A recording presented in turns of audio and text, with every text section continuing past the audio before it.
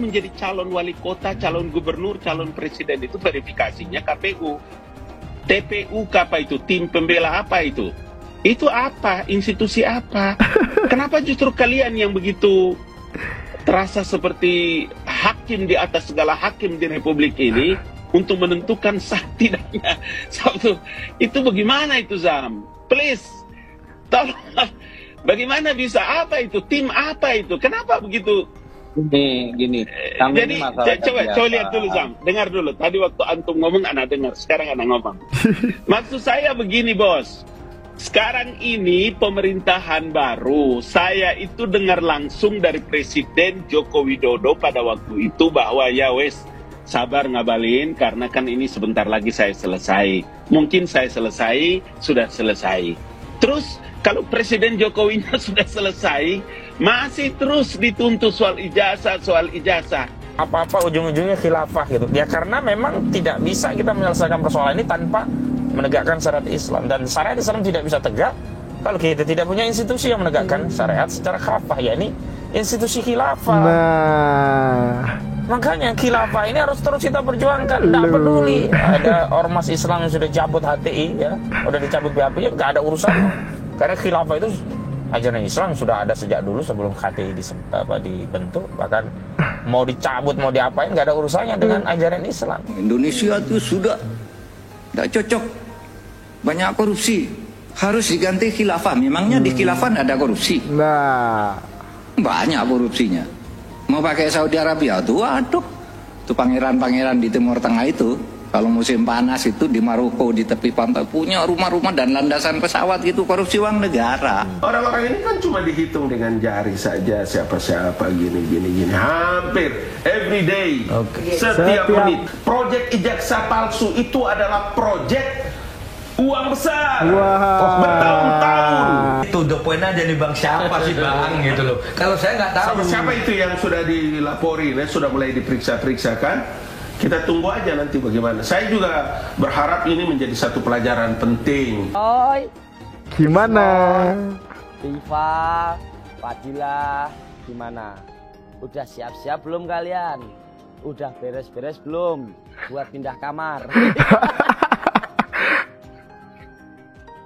Lalu untuk barisan sakit hati dan sekitarnya gimana? Udah kena serangan jantung karena kaget belum? Kalau udah, cepetan periksa daripada kebablasan. Bentar lagi bakal ada yang bikin pernyataan gini. Hukum di Konoha itu bisa dibeli. Hukum di Konoha itu nurut apa kata penguasa. Nah itu, seperti itu mesti muncul. Salah, ya udah salah aja, ngaku salah. Itu lebih gentle kok. Bener. Tulis pendapat kalian di kolom komentar. Salam Jigigis. Kalau UGM mengatakan palsu, ya udah. Pak Jokowi mau berkelit apapun juga, ya ini yang berhak menjelaskan palsu atau tidak. Lah kalau ini menjelaskan sebaliknya, oh ijazahnya asli, sudah tuntas. Dosennya Pak Jokowi kan masih ada yang hidup kan. Periksa dosennya sebagai saksi. Tidak cukup dengan itu saja, tanya teman seangkatannya, Liting 85 kalau nggak salah ya. Kamu Liting 85, pernah nggak punya teman namanya ini, Joko Widodo, kelahiran di Solo tahun sekian-sekian. Oh ya, betul teman saya. Tamat nggak dia? Tamat tahun ini. Oke, sudah cukup buktinya, itu semua cukup. Ya, mau apa lagi gitu?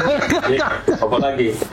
Tidak nanti membandingkan, wah ini kupingnya bekar, wah ini giginya, bukan itu. Yang kita tahu, semua juga pakar-pakar hukum yang sebelah sana, yang selama ini kenceng-kencengnya memprovokasi keadaan tentang ijazah lah, tentang ini, tentang itu gue udah tahu banget, dan dia pasti tahu konstruksi hukum dan kerangka hukum. Kalau dia nggak tahu, dia berhenti aja jadi pengacara semua. Dia berhenti jadi praktisi hukum.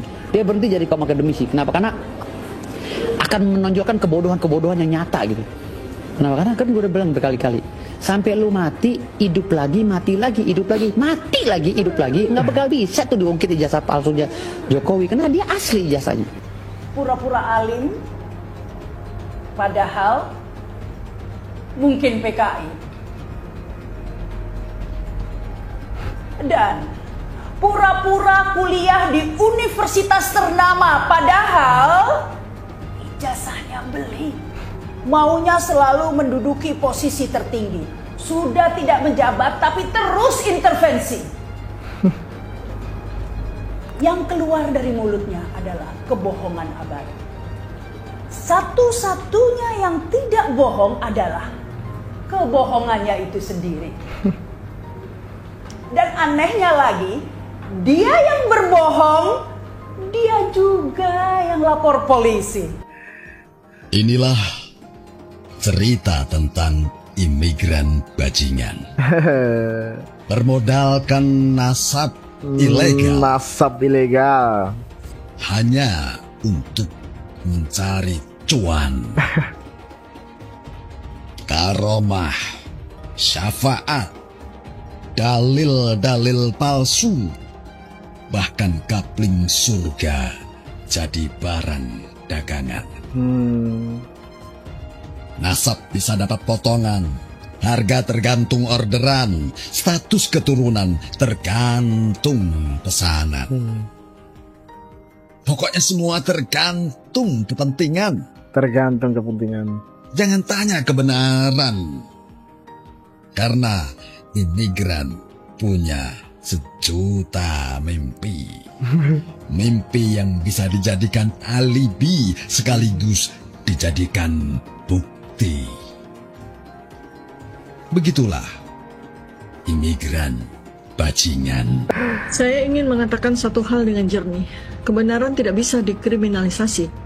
Kita hidup di negeri hukum, tapi hukum harus berpihak pada nurani dan akal sehat. Saya tidak sedang menyerang siapapun, saya hanya mengajukan pertanyaan yang membutuhkan jawaban untuk didengar seluruh rakyat Indonesia. Sekarang ketika kami para cendekiawan bertanya tentang sesuatu yang penuh kejanggalan secara ilmiah, kami dilaporkan oleh orang yang kami harapkan memberikan jawaban secara bertanggung jawab.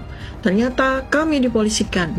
Pertanyaan saya berikutnya, apakah kita masih punya ruang untuk bertanya atau semua harus dibungkam? Bahwa dengan begitu perbuatan tercela sulit dibantah.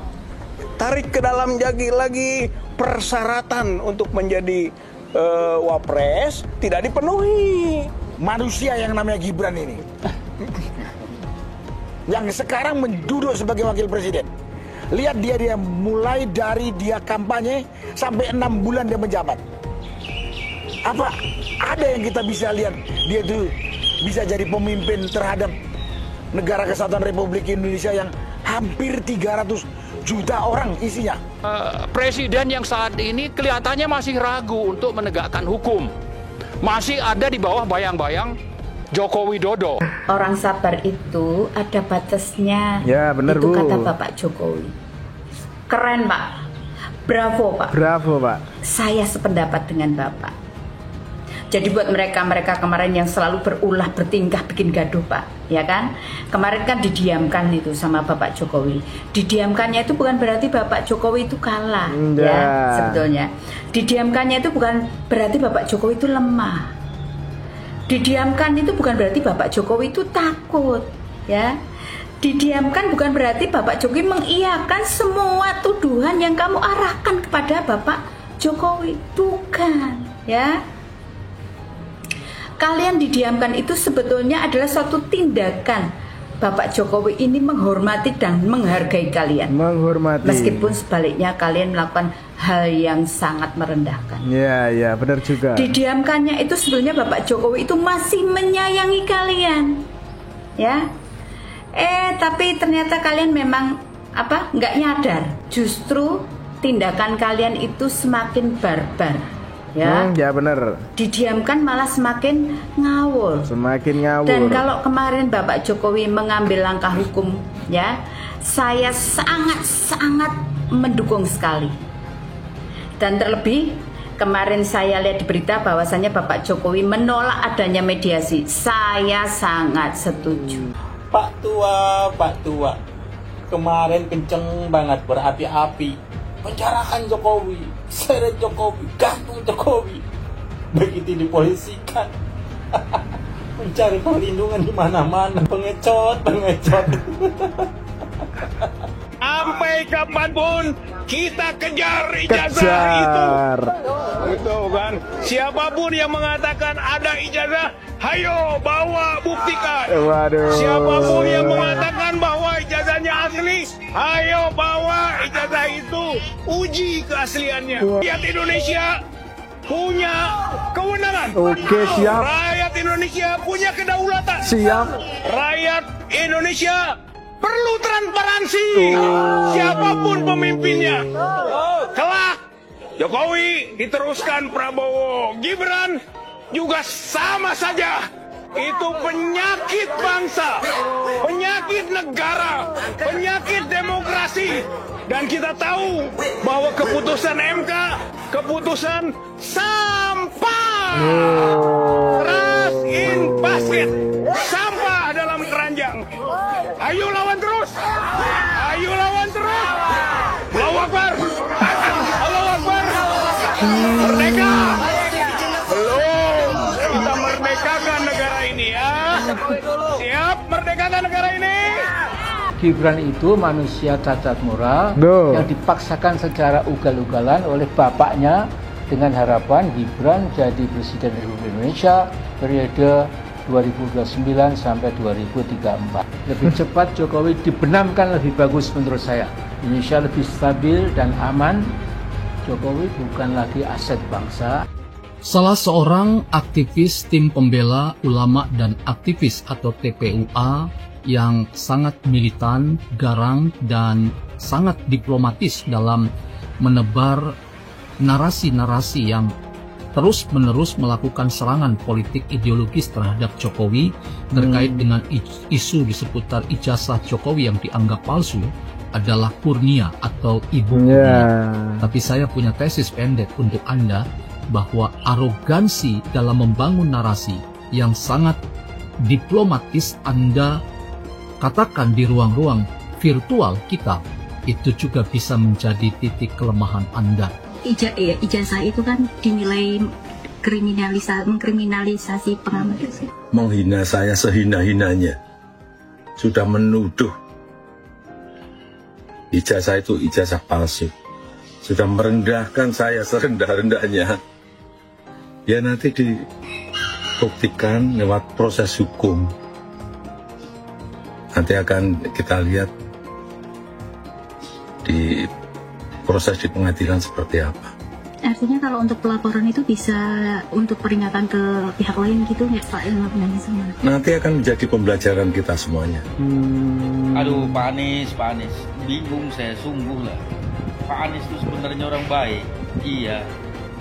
Kenapa lo nggak hormat? Itulah poin-poin penting seharusnya kita tidak diadili.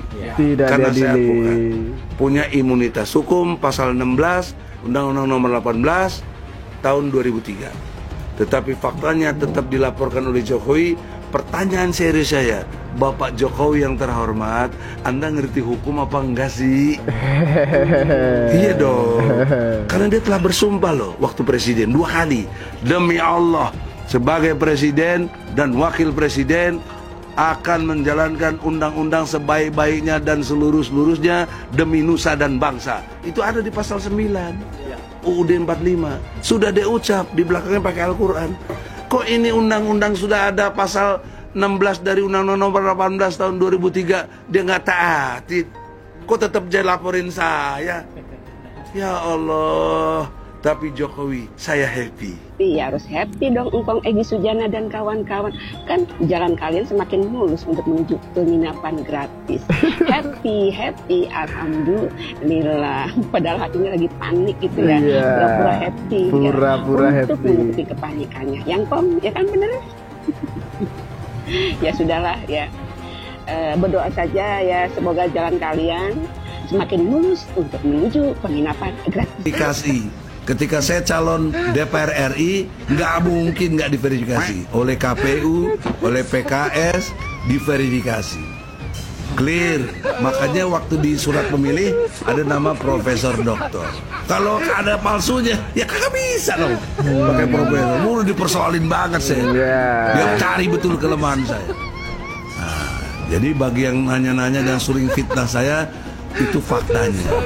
Termasuk sekarang saya difitnah nggak datang ke Solo, ini Bogono begini, lu paling lu pitak, lu gak punya ilmu strategi taktik. Perang itu mesti pakai strategi taktik. Jadi saya pakai strategi panah, tahu nggak? Lu kalau memanah tarik busur ke belakang nggak? Tarik. Kalau nggak ditarik gitu aja bisa lari nggak? Nggak bisa. Harus tarik yang kencang, daya lesatnya. Nah, saya mundur dulu. Lihat situasi, mana kutu kupret. Adili Jokowi, tangkap Jokowi. Adili Jokowi, tangkap Jokowi. Saya berharap tulisan itu ada di seluruh pelosok Indonesia agar KPK bekerja jebloskan biang koruptor, saudara. Setuju tidak? Setuju tidak? Angkat tangan semua, takbir. Takbir. Sallu ala Nabi. Alhamdulillah. Mudah-mudahan cepat di penjara sama Prabowo. Amin. Saya udah kirim pesan sama Pak Prabowo jangan pakai dilindung-lindungin lah. Udah jeblosin aja ke penjara. Biar dia busuk di penjara. Amin. Amin. Kalau Bapak Presiden Prabowo jebloskan Jokowi ke penjara, setuju gak? Setuju gak? Bukan dia aja, Fafa juga jeblosin. Amin. Cuman tunggu tanggal mainnya, tunggu. Makanya kenapa orang takut saya jadi dirut demo-demo? Kalau saya jadi dirut, saya bisa langsung pecat tuh dirut subholding. Karena untuk ke notaris saya yang putuskan. Dan saya tidak pernah takut sama Menteri BUMN manapun. Sama saya benar. Kenapa saya dikurung tidak boleh jadi dirut? Janjikan saya jadi dirut untuk membereskan. Ini ada tangan yang berkuasa ikut main kalau menurut saya gitu loh. Di Republik ini. Ini bisa jadi lebar kemana-mana kasusnya kok dibongkar. Saya senang banget ini. Ya. Saya ingin masyarakat itu mengerti bahwa akar masalah Republik Indonesia adalah korupsi dan kemunafikan. Jadi orang semua saling sandra menyandra, ada dikasih jabatan wewenang. Makanya saya bilang pemerintah saat ini kalau tidak mau memperlakukan e-katalog di LKPP pengadaan bahan migas, saya berani jamin cuma mau ganti pemain. Ada yang mau makan itu uang. Oke. Saya mau tegaskan seperti itu aja. Alasannya itu bahwa Agung Sedayu melakukan pembangunan. Bapak-bapak, ibu-ibu tahu nggak? Negara yang asal mulanya itu tempat perdagangan, kawasan pemukiman, kemudian jadi negara. Tahu nggak? Yang paling dekat itu Singapura. Singapura itu dulu tanahnya milik Melayu. Orang-orang pendatang Cina dari Republik Rakyat Cina datang ke situ, di backup oleh Inggris, didirikan pelabuhan, diberi tempat, diberi tanah, kemudian didatangkan orang-orang Cina sebanyak mungkin sehingga jumlah Melayunya kalah. Jadilah dia negara Singapura. Sudah ada contoh, sudah banyak contoh, dan sampai sekarang contoh itu masih berlaku. Orang-orang pendatang yang tadinya hanya kawasan pemukiman dan perdagangan, lama-lama jadi negara sendiri. Itu sudah ada, bukan hayalan. Jadi jangan dianggap ini membohong. Wahai cucu-cucu Senawawi Al-Bantani, wahai keturunan Sultan Banten, saya menyuruh, ini perjuangan rakyat Banten. Banten dijajah, Banten diintimidasi. Ayo kita bersatu untuk berjuang. Hadirin sekalian, saya sampaikan, hei Aguan, ini bukan masalah rasis, bukan. Ini bukan masalah etnis, bukan. Ini bukan masalah agama, bukan. Hei Aguan, saya sampaikan kepada kamu, Aguan, walaupun engkau punya segala-galanya, engkau punya uang, harta yang berlimpah, engkau bisa beli oknum-oknum pejabat, engkau bisa beli oknum-oknum perangkat-perangkat negara dengan kau punya uang, walaupun kau bisa beli partai-partai politik atau oknum-oknum anggota dewan. Wahai Aguan, kau punya uang, kau punya harta, kau punya segala-galanya, akan tetapi ingat, selama kami pemuda-pemudi Islam Indonesia, kami bangsa dan rakyat Indonesia yang telinga kami selalu terbuka untuk mendengar jeritan-jeritan saudara-saudara kami, telinga kami terbuka mendengar jeritan, teriakan, merasakan penderitaan, kesengsaraan saudara-saudara kami di Banten, maka selama itu kami pemuda-pemudi Islam, kami pemuda-pemudi Jawa Barat akan berada di barisan paling depan melawan engkau sampai titik darah penghabisan. Maka saya berani katakan di sini, hei orang miskin, Hei orang melarat, tidak usah bayar pajak, karena pemerintah haram mengambil pajak dari orang-orang miskin dan melarat, saudara. Allah mewajibkan zakat hanya kepada orang kaya. Haram ambil pajak dari rakyat, saudara. Haram, apalagi dari rakyat miskin yang melarat, yang nyari kerja susah, yang makan susah. Haram kau ambil pajak dari mereka. Lalu Prabowo lengserkan dia, setuju gak? Setuju gak? Dukung tidak? Takbir! Kita akan seret mereka semua untuk dijebloskan ke dalam penjara. Takbir! Setuju tidak? Setuju tidak? Enggak berkelahi, ayo kita adu biar dia berkelahi. Di Banten sendiri saat ini berlangsung upaya untuk membangkitkan kemarahan masyarakat Banten untuk menolak pengembangan PIK dan PIK-PIK selanjutnya. Mantan Ketua KPK Abraham Samad bersama Said Didu juga melaporkan kasus PIK 2 dan aguan ke KPK. Menurut Samad, laporan ini mencakup 6 aguan serta mantan Presiden Jokowi. Menurut mereka, di dalam kasus ini ada dugaan korupsi dan suap yang telah menyebabkan kerugian negara. PIK 2 menunjukkan kejahatan etnis Cina kepada kaum pribumi. KPK yang menjadi macan ompong menghadapi Anies Baswedan. Ada apa dengan KPK sehingga dia tidak berdaya untuk mengungkap kasus Formula E dan banyak proyek-proyek siluman, proyek-proyek yang dananya di-markup di Pemprov DKI. Ada apa? Kenapa KPK menjadi macan ompong di depan Anies Baswedan? Ada apa? Kabarnya dengar katanya itu Formula E itu yang makan uangnya juga rame-rame, ada juga DPRD DKI. Ya tangkaplah, ya kan? Tangkap tuh anggota-anggota DPRD DKI dan Anies Baswedan. Selesaikan Formula E itu. Tindak tegas. Cuman ya susah. Lembaga KPK-nya sendiri, oknum-oknumnya itu juga banyak maling. Itu waktu si Novel Baswedan itu menjadi penyidik KPK tuh ditawarin mau berapa tahun. Itunya di penjaranya mau berapa tahun, itu ada harganya, ya kan? Mau 2 tahun sekian, 5 tahun sekian, 10 tahun sekian, 12 tahun sekian. Kalau seumpamanya si koruptor ini tidak mau memberikan uang, ya diperberat, ya kan? Nah itulah kerjanya KPK. Semoga mau seperti apapun hebatnya kong kali kong kejahatan yang dilakukan oleh Anies Baswedan, ya, menyalahgunakan kewenangan atau menyalahgunakan anggaran Formula E ataupun anggaran yang ada di Pemprov DKI. Ya, yakin suatu hari nanti Allah Subhanahu wa taala akan menurunkan azab yang seberat-beratnya kepada Anies Baswedan CS. Saya tidak mau pemimpin masa depan menyalahkan angin di kemudian hari. Anda kalau nyindir lain kali jangan pakai angin, Mas. Mau bilang lagi, jangan salahkan angin. Saya kan sampaikan soal angin ya kemarin. Angin tak ada KTP-nya. Angin itu bergerak dari sana sini.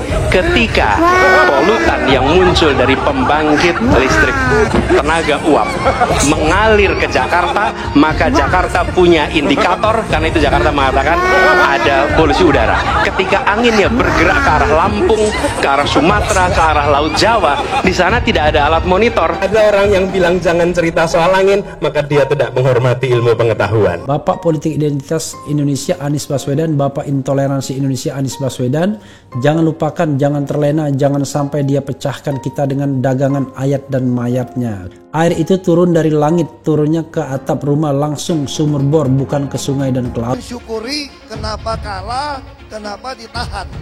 Saya bersyukur atas itu semua.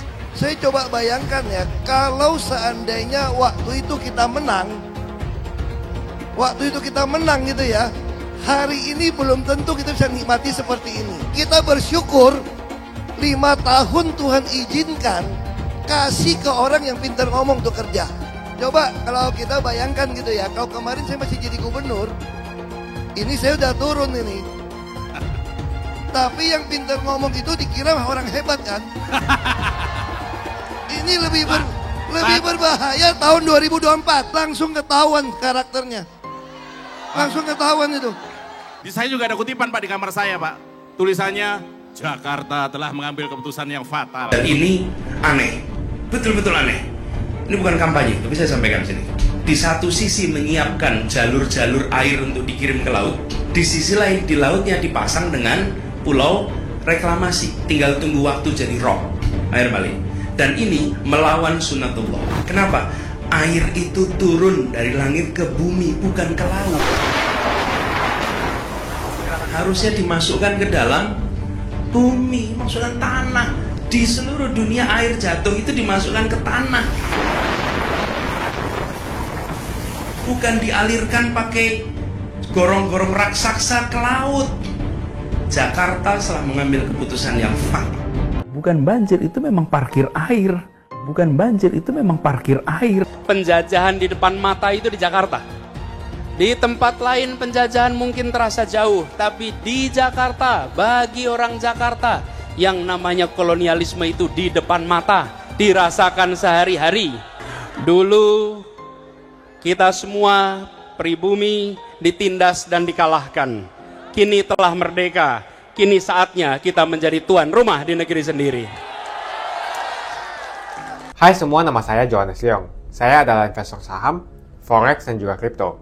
Channel ini banyak membahas tentang berita terkini, edukasi finansial, investasi, dan lainnya. Jangan lupa subscribe channel ini kalau kamu suka dengan konten yang serupa. Follow juga sosial media lainnya yang saya taruh link di kolom deskripsi. Di sana kalian bisa dapatkan konten yang berbeda. Saya juga punya Telegram channel yang isinya berfokus kepada trading dan juga investasi. Itu Telegram channelnya gratis. Oke, kita lanjut ke videonya. Sebagian besar penonton di video ini setelah menonton video di awal mungkin bertanya, apakah kejadian seperti krisis 98 akan kembali terulang? Belum lagi keadaan global yang tidak menentu. Lalu apa yang bisa kita lakukan untuk selamat dari krisis yang mungkin akan datang dalam waktu dekat? Jawabannya adalah investasi. Kebanyakan dari kalian yang lagi nonton kalau investasi pikirannya pasti hanya di properti. Tapi ketika terjadi krisis seperti 98, apa yang terjadi dengan rupiah ketika hyperinflasi? Dan juga apa yang terjadi dengan harga properti? Harga dolar dari Rp2.500 terbang ke Rp15.000. Otomatis utang yang harus kita bayarkan naik 6 kali lipat. Banyak bisnis yang bangkrut, kebakaran terjadi di mana-mana, hingga rumah pun bagaikan tidak ada harganya. Mau dijual pun tidak ada yang mau beli. Saya tidak mengatakan ini akan terjadi lagi, tapi kemungkinan terjadi seperti Mei 98 tetaplah ada. Negara gede seperti Argentina, Venezuela, dan Turki baru-baru saja mengalami hyperinflasi. Apalagi setiap hari kita ketemu ada saja konten yang berbau sara ke orang Tionghoa yang ada di Indonesia. Entah itu dari Instagram, ataupun dari YouTube, ataupun sosial media lainnya. Kita bisa lihat di tahun 2017, saat Pilgub Jakarta, hampir terjadi kerusuhan seperti 98, karena Ahok dituduh menodai agama. Ahok pun harus dipenjara untuk menenangkan masyarakat yang dengan gampangnya dihasut untuk membenci Tionghoa, dan tidak memilih pemimpin yang beda agama. Pada akhirnya, Anies jadi gubernur dengan bantuan Ormas Terlarang FPI. Dan sampai saat ini dijuluki sebagai Bapak Politik Identitas. Kejadian itu pun berlanjut hingga saat ini. Masifnya pemberitaan sara terhadap Tionghoa beredar di media-media nggak jelas. Penontonnya setiap hari dihasut untuk menggulingkan pemerintah karena tuduhan Indonesia dikuasai oleh Taipan atau Sembilan Naga, yang ujung-ujungnya menyalahkan Tionghoa lagi. Kita bisa melihat kejadian di PIK 2, di mana ormas terlarang seperti FPI dan juga HTI terus menghasut masyarakat untuk membenci Tionghoa. Saya tidak bisa membayangkan jika kejadian seperti Mei 98 terulang kembali. Setiap musibah yang selalu disalahkan adalah keturunan Tionghoa. Setidaknya di video ini, saya akan membagikan strategi saya yang sudah saya terapin jika kejadian 98 terulang kembali. Tujuan dari strategi ini supaya kita setidaknya bisa selamat dari masalah finansial ketika musibah ini terjadi. Strateginya adalah investasi di aset yang berbeda-beda, bukan di satu jenis aset saja. Misalnya hanya di properti. Kalian bisa mulai belajar berinvestasi di aset yang berbeda, seperti Bitcoin, emas, dolar, bahkan saham global atau saham Amerika. Ini adalah cara yang bagus untuk mengurangi risiko tergantung kepada satu jenis aset saja. Bukan gak nasionalis kalau kita mau invest di aset-aset yang saya sebutkan tadi. Tapi memang peluang yang kita dapatkan dan potensinya memang jauh lebih bagus dari properti, apalagi deposito. Pertama, pelajari jenis aset seperti emas. Setidaknya kita bisa terlindung dari efek hyperinflasi ketika terjadi. Selain itu, kalian juga harus belajar bagaimana mendapatkan penghasilan dari emas. Kedua, kalian harus belajar investasi aset global seperti saham Amerika atau saham global. Ketika terjadi krisis, yang paling berdampak adalah saham-saham Indonesia. Karena semua utang perusahaan dalam bentuk dolar akan terkena dampaknya. Deposito reksadana, properti juga akan terkena imbasnya. Ketiga adalah kalian harus belajar mengenal berinvestasi di Bitcoin. Alasan kenapa saya suka banget dengan kripto, karena kita bisa pergi ke negara apapun di dunia ini, misalnya di Singapura, dan saya tinggal jual kripto saya di negara itu. Saya menganggap Bitcoin itu sebagai aset properti digital yang bisa saya bawa kemanapun dan jual kapanpun saja secara instan. Kalau saya butuh uang, detik ini juga bisa saya jual, tidak usah menunggu berbulan-bulan. Itulah strategi saya jika kejadian 98 terulang kembali, untuk selamat dari masalah finansial. Kamu bisa cek link di kolom deskripsi untuk mulai investasi. Dan saya sudah sediakan juga video playlist supaya membantu kalian paham tentang investasi. Semoga video ini membantu kalian untuk selamat dari masalah finansial ketika musibah ini terjadi kembali. Semoga Indonesia selalu damai dan sampai jumpa di video selanjutnya.